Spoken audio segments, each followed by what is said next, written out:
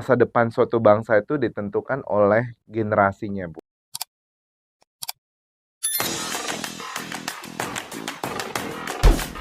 Salam Nusantara.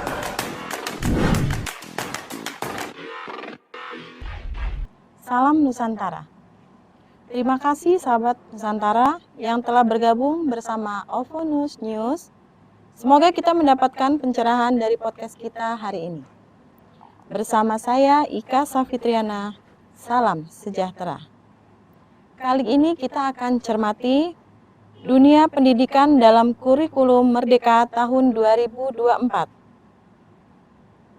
Bersama narasumber kita, pakar pendidikan, Dr. Anton Wardaya, MSc, MPP, CDMS. Selamat bergabung Bapak Anton. Terima kasih Bu Fitri. Semoga sehat selalu. Terima kasih. Terkait idealnya pendidikan, Pak Anton bisa ceritakan pengalaman Bapak sebagai pakar pendidikan. Jadi terkait dengan pendidikan sekarang ini, saya adalah salah satu staf di Kementerian Pendidikan, Bu, untuk reviewer beasiswa Indonesia Maju, BIM, dan LPDP juga. Dan saat ini saya juga diminta untuk melakukan banyak kerjasama dengan banyak universitas, dengan khususnya dengan hubungan dengan univ-univ di luar negeri, Bu.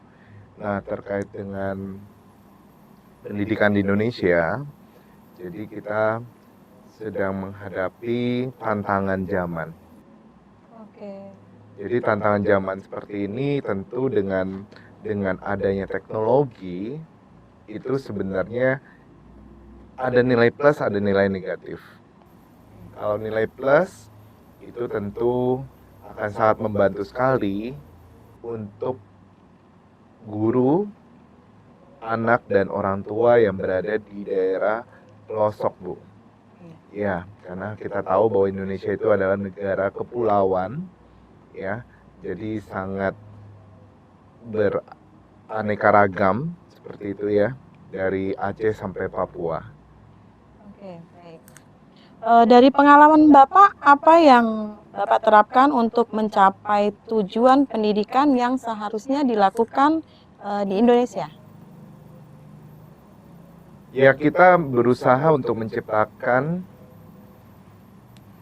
satu kurikulum yang memang bisa dimengerti ya, bisa diterapkan oleh anak-anak Indonesia. Jadi kurikulum versi Indonesia, Bu. Nah, terus tentu untuk pencapaian seperti ini tentu bukan hanya kerja dari Kementerian Pendidikan saja, tentu kita membutuhkan banyak kerjasama juga dengan institusi-institusi dari lapisan atas sampai lapisan bawah, Bu, termasuk dengan sekolah-sekolah, dengan kerjasama dengan orang tua, dengan murid-murid juga dan lain-lain seperti itu. Ya, baik. Bagaimana seyogyanya pendidikan itu dilakukan untuk membangun sebuah bangsa? Kita tahu bahwa masa depan suatu bangsa itu ditentukan oleh generasinya, Bu. Nah, ketika generasi ini dipersiapkan dengan baik, maka dia akan bisa menjadi pemimpin, ilmuwan, pengusaha, atau orang-orang yang nanti akan memberikan kontribusi positif untuk bangsa tersebut. Nah, apalagi Indonesia akan 100 tahun kemerdekaan, yaitu di tahun 2045, makanya sekarang ini pemerintah ingin mewujudkan Indonesia Emas 2045. Di mana sumber daya manusia SDM itu sangat berperan penting untuk kemajuan bangsa Indonesia. Apalagi banyak pekerjaan sekarang ini sudah digantikan oleh mesin atau robot atau komputer, Bu. Nah, kita sedang mengalami bonus demografi, jumlah penduduk kita terbesar keempat di dunia. Nah, tetapi ada masalah yang sedang kita hadapi juga, menurut KISA, ranking untuk literasi matematika dan sains kita masih tergolong rendah, Bu. Yaitu ranking 70 dari 78 negara. Seperti itu. Ya. Dari pengalaman Bapak Anton sebagai pakar pendidikan, bagaimana cara mempersiapkan anak didik dan apa konsep praktis yang ingin disampaikan, diambil? Jadi begini Bu, selama ini di Indonesia sendiri itu selalu orang itu selalu mengajar hanya teori, ya. Jadi tidak tahu nih belajar Pitagoras, misalnya A kuadrat tambah B kuadrat sama dengan C kuadrat. That's all gitu ya. Jadi sudah selesai sampai situ. Nah, tetapi kalau saya melihat negara-negara yang sudah maju dari sistem pendidikannya, mereka itu mengaplikasikan apa yang sudah diterapkan, dipelajari di teori itu diterapkan dalam dunia nyata, dunia sehari-hari. Nah, bagaimana kami Wardaya, ya, saya punya satu institusi pendidikan namanya Wardaya College dan SMA Wardaya. Itu adalah menghubungkan antara dunia pendidikan, dunia akademik dengan dunia praktisi atau dunia industri, dengan dunia ya. Nah, akhirnya sehingga anak-anak ini tahu nih, oh saya belajar ini, saya belajar matematika nih, gunanya buat apa nanti ke depannya. Ya, bukan cuma teori atau rumus doang, ya. Nah, sehingga mereka lebih kebayang, Bu, bukan abstrak. Nah, makanya kenapa kalau Bapak Ibu di Wardaya sendiri kita memotivasi supaya anak-anak itu berprestasi ya. Ya, ini yang ada di banner ini adalah kita sudah banyak mencetak anak-anak yang berprestasi ya di tingkat nasional bahkan internasional seperti itu. Jadi mereka meraih prestasi dulu. Kita ada 3C, Bu. Meraih prestasi, menjadi inspirasi, dan memberi kontribusi. Nah, ketika mereka sudah meraih prestasi, baik level akademik maupun non-akademik, akhirnya mereka menjadi inspirasi bagi banyak orang. Nah, sesudah menjadi inspirasi bagi banyak orang, saya selalu bilang, orang pintar itu banyak, ya, tetapi orang yang mempunyai hati itu sedikit. Jadi saya selalu bilang, kalian kalau sudah berhasil, kalian sudah nanti lulus, berikanlah kontribusi secara nyata terhadap apa? Terhadap lingkungan kalian, masyarakat, Indonesia, dan dunia. Seperti itu. Jadi inilah yang kami kerjakan untuk membuat pendidikan itu menjadi humanities, Bu. Itu. Bagaimana pendapat Bapak Anton terkait dengan konsep kurikulum atau pendidikan merdeka, dan bagaimana Bapak Anton sendiri menerapkan kurikulum di sekolah Wardaya? Jadi sekarang ini, Bu, kurikulum yang sudah diterapkan di kementerian, dari kementerian itu adalah kurikulum merdeka. Yang kita tahu sudah banyak dari sekolah-sekolah menerapkan kurikulum ya. Jadi kurikulum merdeka ini kurmer ya kita sebutnya. Jadi dari jenjang SD, SMP sampai SMA.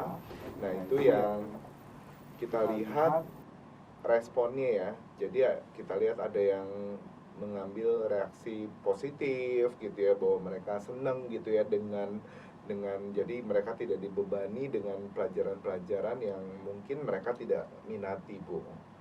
Nah, terus ada juga mereka yang menanggapinya dengan mungkin kurang menarik gitu ya, seperti itu. Nah, kalau di sekolah Wardaya sendiri, kami memang menerapkan konsep merdeka ini adalah sebagai berikut. Jadi ketika mereka sudah memutuskan nih, kadang-kadang mereka gini ya, kelas 10 mereka mau jadi dokter, kelas 11-nya tiba-tiba berubah lagi mau jadi komputer, ahli komputer gitu ya. Kelas 12-nya tiba-tiba terakhir mau jadi ahli teknik. Seperti itu. Nah, sedangkan kalau mereka sudah dicopot nih, istilahnya dari misalnya fisika mereka tidak sukai gitu ya. Mungkin ada faktor X ya, yang seperti mereka ketemu ada gurunya mungkin mereka kurang suka gitu ya. Nah, ya seperti itu kan. Nah, kalau mereka itu mengambil pelajarannya tetap matematika, fisika, biologi, kimia, komputer, seperti itu ya. Jadi mereka tahu nih, oh saya mau jurusannya ke arah science gitu ya. Jadi mereka itu mengambil matematika, fisika, biologi, kimia, dan komputer. Nah, tetapi nanti di kelas 11 semester 2 mereka akan ujiannya itu, mereka bilang, oh ternyata saya kayak kurang meminati nih bidang biologi. Kan 3 semester sudah cukup ya, dari kelas 10 semester 1 sampai kelas 11 semester 1 itu sudah cukup. Mereka mengetahui apakah mereka minat atau tidak. Nah, akhirnya di kelas 11 semester 2 mereka akhirnya mengambil ujiannya, yaitu ujian yang mereka minati. Berarti misalnya, oh saya kurang minat dengan biologi, berarti saya tidak akan mengambil ujian biologi, seperti itu. Nah, itulah yang menurut saya konsep merdekanya di situ. Ya, yaitu yang kami terapkan selama ini di sekolah Wardaya. Bagaimana lembaga pendidikan Wardaya menggali potensi anak? Jadi selama ini yang kita terapkan ya Bu, kita selalu memberikan kesempatan anak itu sebanyak-banyaknya sehingga mereka bisa menggali potensi mereka. Jadi mereka itu kami berikan info, misalnya oh kamu mau lomba matematika atau lomba fisika atau lomba bahasa, lomba olahraga, bahkan sekarang ada lomba Mobile Legend Bu, e-sport, seperti itu ya. Jadi kita tidak bisa membatasi anak-anak itu ya, karena saya yakin dan percaya setiap anak itu pasti diberikan minimal satu talenta oleh Tuhan yang bisa mereka kembangkan. Nah, dari talenta itu, bakat itu, makanya mereka jangan cuma berupa hobi aja gitu ya, tetapi mereka tuangkan dalam bentuk prestasi. Jadi saya selalu bilang, kalian boleh nih ikut lomba ini, boleh ikut lomba itu, coba dulu gitu ya. Kalau nggak coba 100% gagal. Nah, selalu anak itu, Pak, saya takut nih gagal nih, takut kalah gitu ya. Saya selalu bilang gini, namanya juga lomba, ya siap menang, siap juga kalah, kayak gitu loh, ya kan. Tapi dari kekalahan itu, mungkin kita nggak berhasil nih satu lomba ini, tapi next time-nya kita ikut lomba lagi, kita udah tahu dong triknya. Nah, akhirnya kita terlatih tuh mentalnya. Nah, sehingga akhirnya mereka lihat, oh saya udah semakin percaya diri nih di lomba berikutnya. Akhirnya dia memenangi dulu lomba-lomba yang skalanya mungkin belum skala nasional, skala wilayah, seperti itu. Nah, sesudah itu mereka masuk lagi dari skala wilayah, masuk lagi ke skala nasional, bahkan sampai terakhirnya internasional, Bu.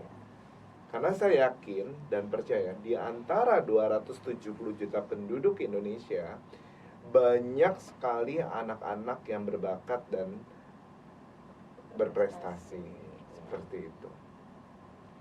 Apakah ada metode khusus untuk mengenali potensi anak didik? Biasanya kita lihat dulu ya, kalau potensi anak itu misalnya, oh anak ini nih sering buka, ternyata dari orang tuanya bilang, anak saya sering buka YouTube tentang National Geography nih Pak, atau tentang sesuatu yang berkaitan dengan matematika gitu ya, atau komputer ya. Jadi mereka itu bisa kita telusuri dari hobinya mereka dulu, Bu. Tentu kalau mereka suka hobi, ya pasti mereka tanpa disuruh pun, tanpa disuruh orang tuanya pun mereka sudah pasti melakukannya. Nah, dari situ sebenarnya bisa kita lihat minat dari anak tersebut. Nah, sesudah itu kita mapping, ya ternyata anaknya demen matematika nih. Nah, kita arahkan ke dalam kelas-kelas yang mempersiapkan mereka untuk menuju ke lomba-lomba atau olimpiade. Ya. Nah, seperti itu, jadi mereka punya persiapan juga gitu ya, persiapan sebelum mereka mengikuti lomba-lomba atau turnamen tingkat nasional maupun internasional. Dari yang tadi kita bicarakan, setelah mengenali potensi anak didik, bagaimana lembaga pendidikan Wadaya mengembangkan potensi anak didik tersebut?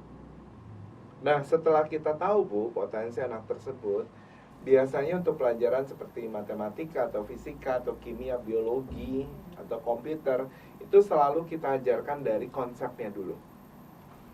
Dari konsep, lalu mereka ngerti, oh konsepnya belajar rumus ini, dari mana asal usulnya gitu ya. Dan baru kita masuk ke soal-soal. Ya. Jadi dari konsep lalu masuk ke soal, sehingga mereka lebih terbiasa untuk mengerjakan soal-soal tersebut.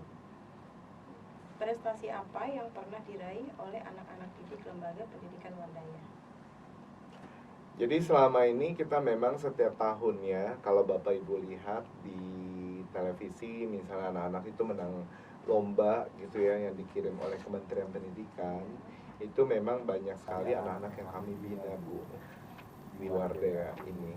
Jadi mereka, kami juga senang ya anak-anak ini bisa membawa nama harum Indonesia gitu ya, nama sekolahnya juga seperti itu, dan mengangkat khususnya kalau untuk anak-anak di daerah, mengangkat rasa percaya diri daerah tersebut seperti itu. Nah itu yang mungkin prestasi ya tentang anak-anak di Wardaya seperti itu Bu. Iya. Pendidikan membutuhkan guru. Bagaimana peran guru di lembaga pendidikan Wadaya? Jadi guru-guru di Wardaya itu memang mayoritas sudah berkualifikasi S2 dan S3 Bu. Jadi kami memang melihat ketika mereka sudah sampai gelarnya S2 atau S3 bahkan, itu mereka sudah mendalami materinya lebih ya. Dan inilah yang mereka ngerti konsepnya sampai dalam. Nah, sesudah itu mereka juga kami berikan juga tentang pendekatan terhadap anak dari sisi psikologinya juga. Jadi bagaimana kalau misalnya ada anak yang mungkin habis lomba nih, ternyata anaknya nggak menang gitu kan. Kadang-kadang anaknya down loh, sedih gitu loh. Nah dari situlah peran guru untuk mengangkat semangat kembali anak tersebut, motivasi gitu ya. Dan akhirnya anak itu bisa bangkit kembali Bu. Gitu. Jadi kita memang setiap orang tua, anak itu kan berharap mereka bisa meraih prestasi tertinggi-tingginya kan Bu. Nah tetapi yang namanya juara satu kan ya cuma satu toh, itu loh. Nah itulah yang mereka, tentu kalau misalnya mereka nggak juara, itulah yang mereka down. Tapi disitulah peran guru untuk membantu mereka, mendorong motivasi kembali. Baiklah, salam Nusantara. Terima kasih buat Bapak Anton Wardaya yang sudah meluangkan waktunya. Terima kasih Bapak. Terima kasih Bu Fitri. Terima kasih Bapak Ibu.